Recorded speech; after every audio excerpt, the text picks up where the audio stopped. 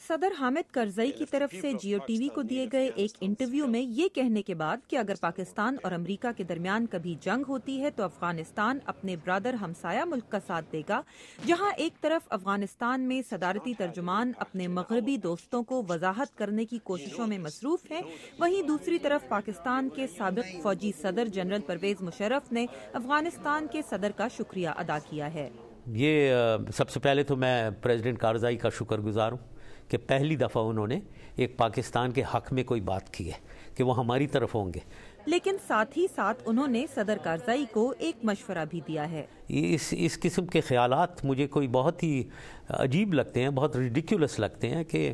United States اور پاکستان کی جنگ یہ کیسے ہوگی، کبھی بھی نہیں ہوگی میرے خیال میں،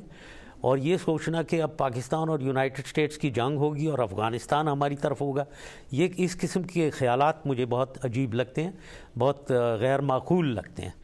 پاکستان اور امریکہ کے درمیان گزشتہ چند ماہ سے تعلقات کشیدہ رہے ہیں اور ذرائع ابلاغ میں ان قیاس آرائیوں کے بعد کہ امریکہ شمالی وزیرستان میں یک طرفہ آپریشن کر سکتا ہے، پاکستانی ذرائع ابلاغ میں یہ سوال بار بار اٹھایا گیا کہ ایسی صورت میں پاکستان کا رد عمل کیا ہوگا۔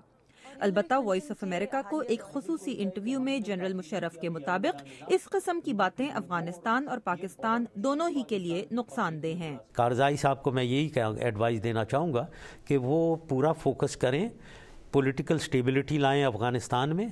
اور القاعدہ اور طالبان کو نیوٹرلائز کرنے کا سوچیں، اس کی بات کریں، اور میرے خیال میں خیالات اس طرف نہ لے کر جائیں جس کی پاسبلٹی ڈیزاسٹرس ہوگی افغانستان اور پاکستان کے لیے بھی، کہ ہم دونوں مل کر یونائٹڈ اسٹیٹس سے جنگ کر رہے ہیں۔ یہ پہلا موقع نہیں ہے کہ افغانستان کے صدر نے ایک ایسا بیان دیا ہو جسے عالمی سطح پر متنازع قرار دیا جا رہا ہو، لیکن مبصرین کے مطابق اس بات کا قوی امکان ہے کہ پاکستان کے خلاف پے در پے سخت بیان دینے کے بعد اب وہ حالات کو معمول پر لانے کی کوشش میں ہوں۔ دوسری طرف جنوبی ایشیا کے ماہرین یہ بھی کہتے ہیں کہ پاکستان اور امریکہ کی افواج کے درمیان مسلح تصادم کے امکانات نہ ہونے کے برابر ہیں۔ عائشہ تنظیم، اردو VOA، واشنگٹن۔